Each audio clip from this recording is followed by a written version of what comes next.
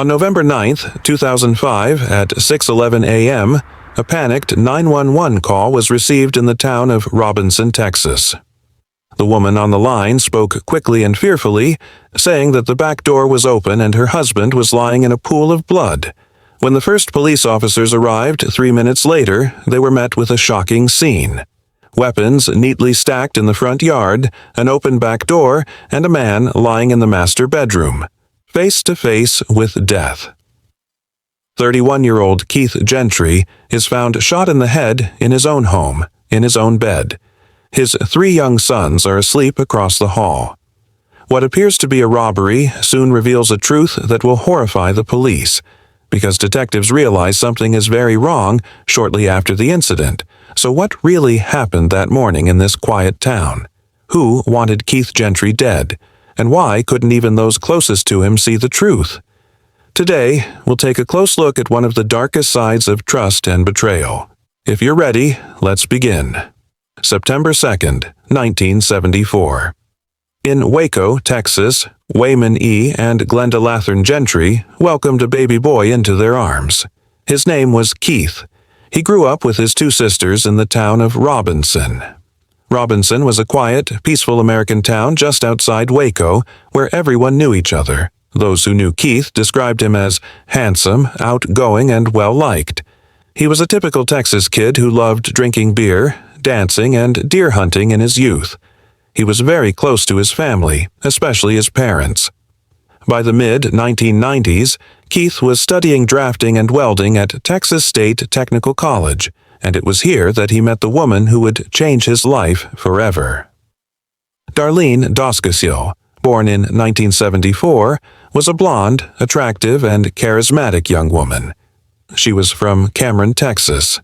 She had been elected prom queen in high school, was on the school's flag team, and had a personality that captivated everyone with her charm. Darlene was studying to be a dental assistant at the same school. Keith and Darlene met for the first time quite suddenly. Darlene later described that moment. "My first impression was his eyes. He had the most beautiful eyes." The pair drank beer together, danced, and went deer hunting. Their shared interests brought them closer. However, as graduation approached in 1997, their relationship hit a crisis point. Darlene wanted to get married, but Keith wasn't ready. The couple broke up. Darlene left Keith behind and moved to Dallas, where she started working for a dentist. A year later, something unexpected happened. Darlene's car was stolen in Dallas, and the young woman, tired of city life, decided to return home to Robinson. Keith and Darlene started seeing each other again. This time, Keith didn't want to lose her. In 1999, he proposed to Darlene, and the couple tied the knot in a typical Texas wedding on April 10, 1999. After getting married, the young couple moved into the house next door, right next to Keith's parents. While Darlene was getting her nursing degree, Keith started working as an engineering assistant at Brazos Electric Co-op. The couple soon expanded their family, welcoming 3 sons named Chase, Cody, and Cade. From the outside, the Gentry family seemed perfect. A beautiful home, 3 healthy children, stable jobs, and a loving couple. But behind the scenes, cracks were already beginning to form that no one could see. Keith spent half the week on the road for work. Darlene often left the children with her mother-in-law and went out with friends. On top of that, financial difficulties came knocking, and the couple fell into serious debt. Keith decided to leave his high-paying field job and switch to a desk job so he could spend time with his children instead of spending his time on the road. However, he neither liked this job nor earned as much money. By the 6th year of their marriage, the tension had reached its peak. Problems began to arise between Keith and Darlene. They didn't seem happy, and Keith was unhappy. But Keith had no intention of giving up on his family. He was determined to save his marriage at any cost. By the time autumn 2005 rolled around, a major storm was brewing in the Gentry household, but no one could have imagined how tragic the events of the coming weeks would be. November 2005. The autumn chill had begun to set in around Robinson. The coldness in the Gentry household, however, had nothing to do with the weather. There was an emotional distance, unspoken issues, and a growing rift. Keith went to his desk job at Brazos Electric Co-op every morning. But this job did not make him happy. He used to love his field job and earned more money, but he had sacrificed that job to spend more time with his children. Now he earned less money and his job did not make him happy. Still, he did not complain. Being with his family was more important to him than anything else. Darlene continued to work as a nurse. However, neighbors and family members had begun to notice a change. Darlene often left their children with Keith's parents and went out to spend time with her friends. Keith now looked tired when he came home from work, and this tiredness was not only physical, but also emotional. The couple's financial situation was steadily deteriorating. They had serious debts. Keith was earning less, while Darlene's spending habits continued. Bills were starting to pile up. But from the outside, everything looked normal. Keith's father, Wayman, noticed the sadness in his son's eyes. One evening, Keith confessed to his father that his marriage was in trouble. He said that he and Darlene were not happy, that they were experiencing difficulties in their marriage, but that he did not want to give up, and instead spoke of his belief that he would save their marriage. Keith's determination was impressive. Most men would have given up at this point, but not Keith. He didn't want his 3 sons to grow up with separate parents. He still loved Darlene and believed things would work out. This was just a rough patch they were going through. By the first week of November, Keith was back to his routine, going to work and coming home. He played with his children and read them books. The youngest, Cade, was only 18 months old and had just started talking. Keith was thrilled to hear his son's first words. On Tuesday evening, November 8th, it was a normal evening at the Gentry home. Dinner was eaten, the children took their baths. They watched television. Keith and Darlene didn't talk much as usual. The coldness between them had become normal. As the night progressed, at least one of the children seemed ill. They were uncomfortable, perhaps with a cold or some other ailment. Darlene said she would take care of the children. Keith went to the master bedroom, lay down on his bed, and fell asleep. At 3:30 a.m., the house was quiet. Keith was fast asleep in the master bedroom. Darlene had stayed in the children's room with them that night. Around 6 a.m., the sun had not yet fully risen. The town of Robinson was still asleep. A tragic event was unfolding at the Gentry family home. Keith Gentry lay in his own bed, shot in the head. Blood had spread across the bed. Despite being shot in the head, Keith was still breathing, though with difficulty making gurgling sounds. His brain was severely damaged, but his heart was still beating. His body was fighting to stay alive. 3 small children continued to sleep on the other side of the hallway, unaware that their father was dead, and Darlene was about to pick up the phone. She would call 911 and usher in the darkest morning Robinson town had ever seen. But what had really happened that morning? Who had fired the shots? And why hadn't anyone heard anything? The answers would shock even the police arriving at the door within minutes. On Wednesday, November 9th, 2005, at 6:11 a.m., the Robinson Police Department's 911 line rang. The voice on the line belonged to a woman who was gasping for breath in fear. Darlene Gentry told the operator that she had woken up that morning in the children's room, found the gun cabinet empty, and discovered the back door open. Her voice was trembling. When the operator asked for more details, Darlene's next words were as cold as ice. Her husband was lying in bed covered in blood, foaming at the mouth. A horrific sound could be heard in the background of the 911 recording, a gurgling, choking sound. Keith Gentry was still alive but struggling to breathe, drowning. The operator quickly dispatched an ambulance and police to the scene. Darlene was panicked, staying on the phone and repeatedly asking what she should do. Within a short time, the first police car arrived at the Gentry residence. 2 officers rushed to the door. Darlene, her face pale and hands trembling, opened the door. She showed the officers to the master bedroom. The first thing that caught the officers' attention when they entered was the scene in the front yard. On the lawn, hunting rifles and guns were neatly stacked. It was as if someone had carefully placed them there. Why would an attacker stack the weapons in an orderly fashion while fleeing? Something was amiss here. The back door was wide open.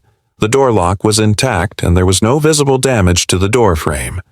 The officers rushed to the master bedroom. The scene they encountered was horrific. Keith Gentry was lying face down on the bed. Blood was flowing from his head. The white sheets of the bed were stained red. Keith was breathing, but each breath was torturous, labored, and difficult. The ambulance crew arrived shortly after the police. Paramedics tried to stabilize Keith.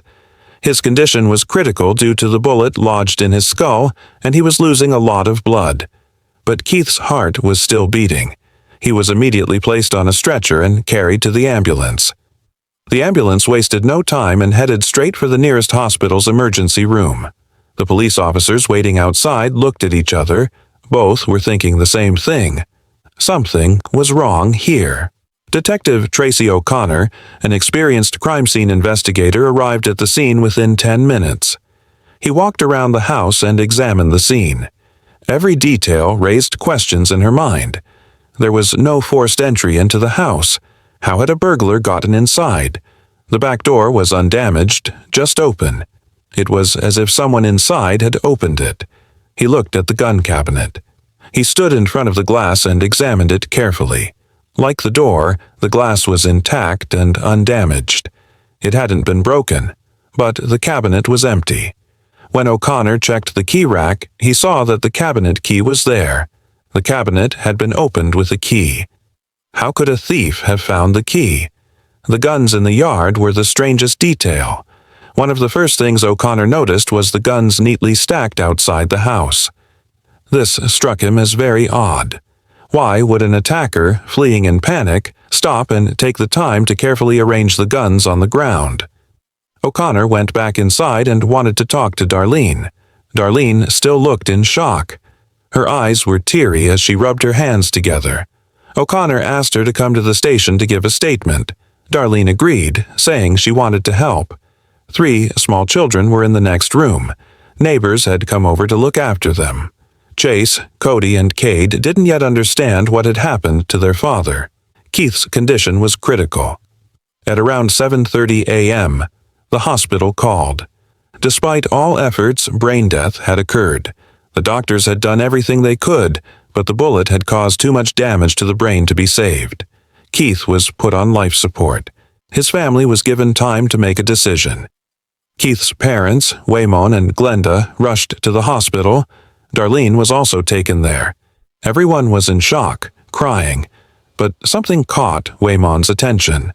Darlene had tears in her eyes, but she didn't seem truly devastated. It was as if she was playing the part of mourning, but it didn't seem genuine. Around 2 p.m., the family made the difficult decision. Life support would be turned off. After Darlene signed the consent forms, Keith Gentry's heart stopped a few minutes later. At 31 years old, the father of 3 young children passed away. That day, a murder had been committed in Robinson, but the real question was, who and why? Detective O'Connor and his team would spend not hours, but days trying to find the answers, and the details they uncovered within 7 minutes would lead them to a surprising conclusion. Later that afternoon, Darlene Gentry arrived at the police station. Detective Tracy O'Connor took her to the interrogation room. Darlene said she wanted to help, to contribute to the police solving the case. She recounted everything from the beginning. At 3:30 a.m., her youngest son, Cade, had woken up. The baby would not let his mother leave his side.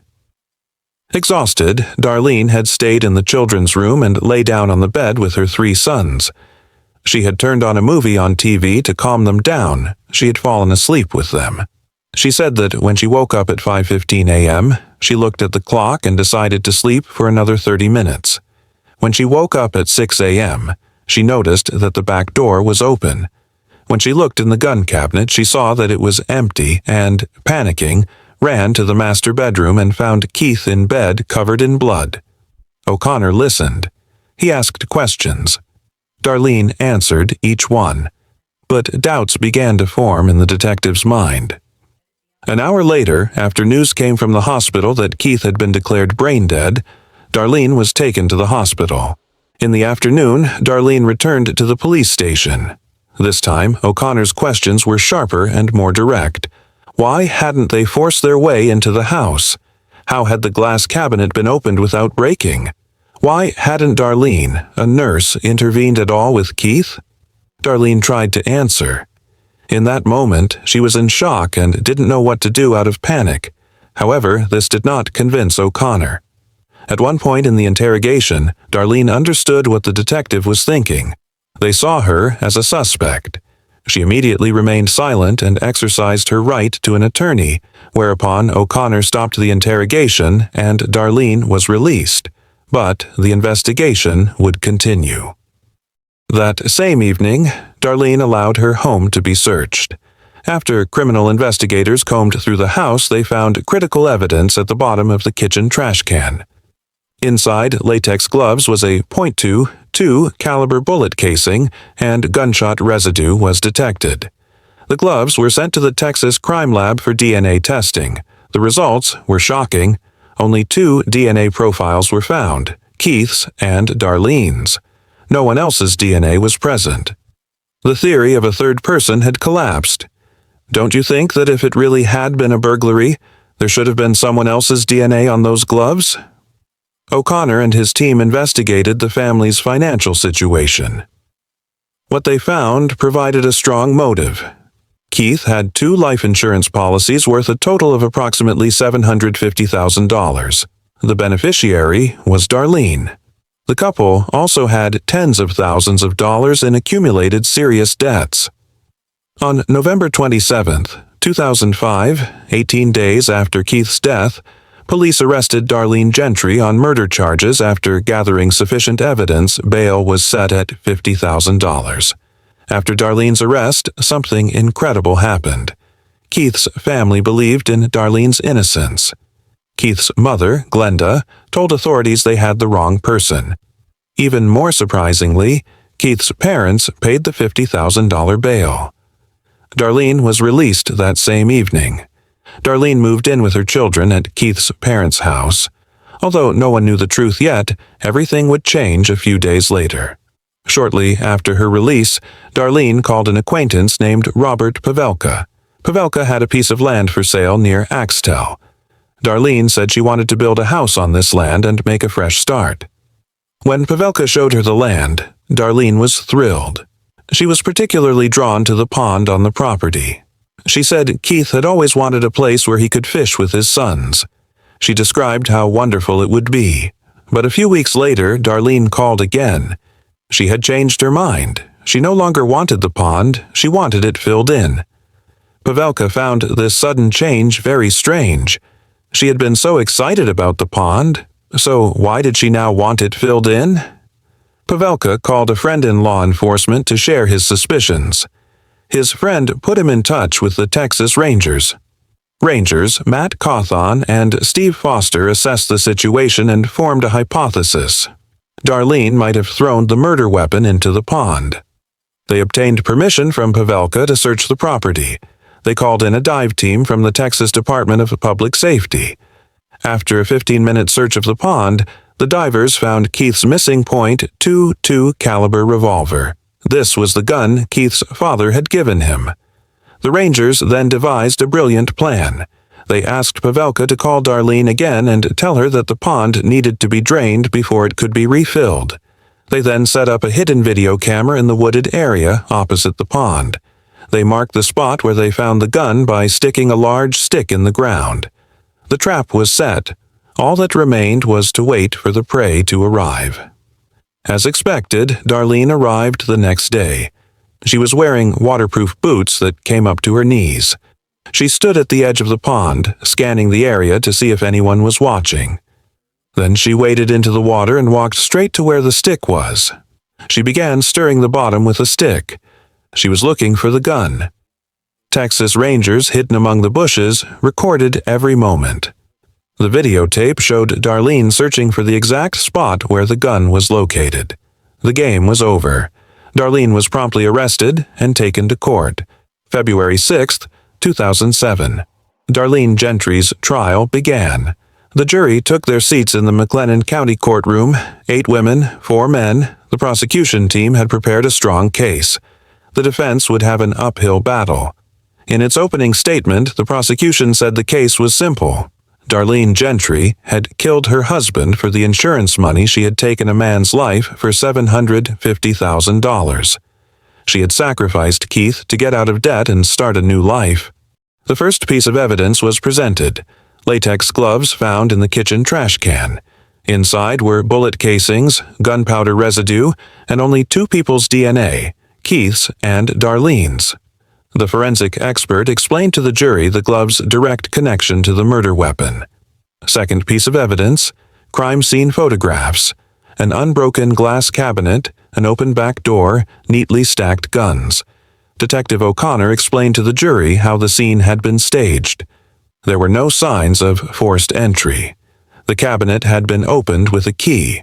The guns had been carefully placed, not left as a thief would have left them. Third piece of evidence: financial records. Keith's life insurance policies, the couple's debts, Darlene's spending habits. The motive was crystal clear, but the real shock came on the 4th day for the jury. The prosecution showed the pond video. Everyone in the courtroom was glued to the screen. The video showed Darlene entering the water, looking around, walking toward the stick. They watched her search for the exact spot where the gun was located. The defense team was in a difficult position. Darlene's lawyers attempted to present Keith's medical records, documents indicating that Keith and a married couple had herpes. The defense claimed that this couple might have had a motive to kill Keith, but the court rejected this evidence. The defense called no witnesses. Darlene did not testify. The trial was closed. The jury retired for a 5-hour deliberation. They evaluated the evidence presented by the prosecution, rewatched the video, examined the gloves. Everything was out in the open. On the afternoon of February 8, 2007, the jury returned to the courtroom. The foreman stood and read the verdict. Guilty. First-degree murder. Darlene's face turned pale. Her lawyers bowed their heads. Keith's family embraced each other in tears. Justice had been served, but the pain was still fresh. The sentencing hearing took place the next day. Assistant District Attorney Melanie Walker addressed the jury, telling them not to be swayed by Darlene's beautiful appearance or the fact that she had 3 young children. Keith Gentry's 3 sons were now fatherless. They needed justice. The jury delivered its verdict: 60 years in prison. Darlene Gentry was sent to the Dr. Lane Murray Unit, a women's prison in Gatesville, Texarkana, Texas. Her parole eligibility date is 30 years from now, February 2037. Her maximum sentence expires in February 2067. Keith's parents won custody of their 3 grandchildren. Chase, Cody, and Cade began living with their grandparents. In 2010, the court issued an order prohibiting Darlene from having any contact with the children. Today, as of November 2025, Darlene Gentry remains in the Gatesville prison. She is 51 years old. She maintains her innocence. Her 3 sons are now in their 20s: Chase, Cody, and Cade. They were raised by their grandparents. They never saw their mother. Keith Gentry's grave is at Waco Memorial Park. He died at age 31. He left behind 3 sons, and one more secret. If Darlene had made a different decision that morning, Keith might still be alive today. The Keith Gentry case reminds us how fragile trust can be. A man was killed in his own home, in his own bed, by the person he trusted most. 3 young children grew up without a father. A family was torn apart forever. But this story also demonstrates the power of justice. The Texas Rangers' brilliant tactics, the detective's attention to detail, and the jury's careful deliberation, all of it brought the truth to light. That pond video was truth triumphing over lies. Now I want to ask you, what do you think about protecting Darlene Gentry's innocence? Is there really a chance she's innocent, or is the evidence too clear? Share your thoughts in the comments. If you enjoy these kinds of true crime stories, don't forget to subscribe to the channel. I'll be back with another shocking case in the next video. Until next time, take care.